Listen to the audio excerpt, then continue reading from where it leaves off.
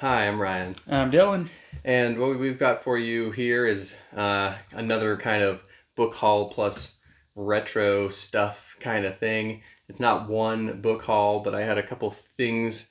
I went to a couple different places a couple different times, and I accumulated a bunch of stuff since the last time we did one. So I was like, oh, maybe we should do another one and Yeah. kind of share those kind of things. I pretty much mostly have all the stuff. I picked up one thing, so I'll share one, but just a general update between the both of us. So you're doing better at pacing yourself. We got a lot on the last two hauls, so I had to slow down a bit. But anyway, I'll kick it off. First, I went to just Barnes & Noble. I had to get some stuff there. Actually, what I had to get was this one. The Cabin at the End of the World by Paul Tremblay. And this has a subsequent movie adaptation, Knock at the Cabin. M. Night Shyamalan. Yeah. So, little teaser. Yeah. For we're gonna do this on our adaptation next station season. So I had to pick that up so that we could start reading it at some point. So that was the first one I got. Then I had to look for what is Stella Maris, I'm not really sure how it's pronounced, by Cormac McCarthy. This is the companion novel to his other newest book from, I believe, 2022. He wrote these were published. The Passenger, which is one that I read recently and really enjoyed. Like, it was like other Cormac McCarthy I've read. I'm like, what really is he talking about? Well, then the next one I bought that is stuff that I was kind of looking for along the lines, stuff that we also have done on this channel as a kind of adaptation type stuff. Yeah, is one in Koji Suzuki's Ring series. It's not the original trilogy. It's Birthday, which is a collection of short stories. Okay. But one of them is connected to it, or they all are connected to the Ring universe? I don't know. It says it as if they all do. Yeah, it looks like they all do. Oh, that's cool. And so this is kind of the next one in the order that he wrote them. Is it the fourth one or the fifth? The fourth one. Fourth one? Yeah. Oh, okay. Ring, Spiral, Loop, and then this one. The original trilogy was what was originally planned. And then other ones came up. This is then the next one, and then there were I think a couple other ones after that. I believe S and Tide are two other novels. But I found this finally. This was the only other one that they had, and I got it new. So this is still Barnes & Noble because I haven't been able to find it anywhere. Obviously, I could order it online, but trying to support local economies, even though this was Barnes & Noble. It's still, they got your local there. Barnes & Noble? It is my local Barnes & Noble. That makes a difference. Yeah. Then, back to a used bookstore.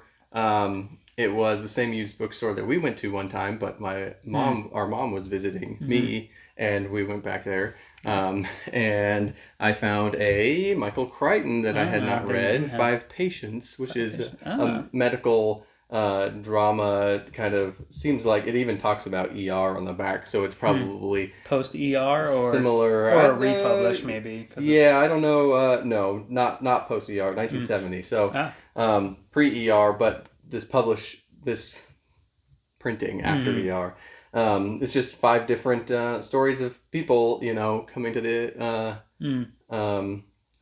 it looks like to the ER, because it's like construction workers 50 is seriously injured in the collapse of the scaffold. So they're all trauma. So they're all trauma patients. Intertwined stories in the hospital. So yeah, that sounds cool. I did end up finding another Lillian Jackson Braun, The Cat Who Talked Turkey. I'm down to 2 more. I only need 2 more after this so in close. This series. I'm very close to having all of them. The Cat Who Talked Turkey. That's cool. And every time I go there, I look for some Chuck Palahniuk, because they don't always have it. It probably means it sells out, and so I found one I hadn't read, Snuff which is one that takes place in the adult film industry. Mm. I like and that it's cover. got a cool kind of cover with the cutout with the cover thing. mouth there, and yeah, that's cool. Yeah. And also something I already had in full form, but they had there the Green Mile in the original the like a serial version? release. So this is all what is it? 6? This one says part 6. Yeah, all 6. That's really cool. So it has the title of each edition, which looks like a chapter when you read it in the full book, but it's in the little versions. And I know this wasn't my favorite of even Stephen King's stuff, but this I think was a cool collector's item to have. And they had it all, obviously packaged in one. Yeah, it's fun to imagine those being released sequentially and having to wait for the next one. Yeah, and it's just those little slim volumes. Yeah, so that was the used bookstore, and then one weekend I was wandering through a flea market, an outdoor flea market, and picked me up a copy of Pac-Man World 2 for Xbox, original Xbox. I feel like I remember that one. Yeah, this is 3D type of Pac-Man adventure. And I don't honestly know that we ever played whatever the first Pac-Man one? World 1 was. I have no memory of that. But we did play Pac-Man World 2. Yeah, where you're just running around as Pac-Man eating up dots and fruits and that's like I remember we played a lot Sonic Adventure 2 Battle. Yeah. Mm-hmm. Is there a Sonic Adventure 1? There must be. But... Yeah, for Dreamcast. Oh, okay. Yeah, and I played that. My friend in elementary school had a Dreamcast, and I remember going over there and watching him play a bunch of stuff, and he actually let me borrow it for a period of time. And so we played stuff there, and that's where Sonic Adventure was for Dreamcast. So I do have Sonic Adventure. This is probably like that. The older one was on a different. It must have been because this is original Xbox, so it couldn't have been on. There was no previous Xbox, so it might have only been on PlayStation or something, and we didn't have an original PlayStation. So cool. Go. Is that everything? That's not everything. Oh, okay, I was going to say that's not too bad, but then it's not over yet. From the place where that flea market was, traveling back home, stopped in another little town because we had found a flyer in the same town as the flea market. No, for a opening of a new record store. It was like a changing ownerships of a record store kind of thing, and so there was kind of like a grand reopening, I guess. So I stopped by there. I've been trying to maybe fill out my collection of records because I have your old record player, and I didn't have one before, but I had records and I didn't have anything to do with them. Yeah. So the first one I got was Don Henley, Building the Perfect Beast from 1984. I'm a big Eagles fan, and actually Don Henley as well. I really like Don Henley's solo stuff. This is a good one that has The Boys of Summer on it. Classic. Not Enough Love in the World is a pretty good one. All She Wants to Do Is Dance is a classic. Sunset Grill is a classic. So sounds nice. I can spin a good that one at home now. And then I also got REO Speedwagon. Wheels Are Turning. Interesting cover on that one. Yeah. Very kind of 80s. Steampunk, because it's like an old railway station almost looking.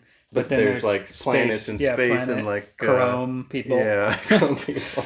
But also 1984. And I'm kind of I haven't listened to a whole lot of REO Speedwagon, but the couple songs I do know I really like. They do Take It on the Run, baby. So this one doesn't have Take It on the Run. The one I recognize on this one is Can't Fight This Feeling, which is also one that I really like. So here we go. REO Speedwagon. Cool.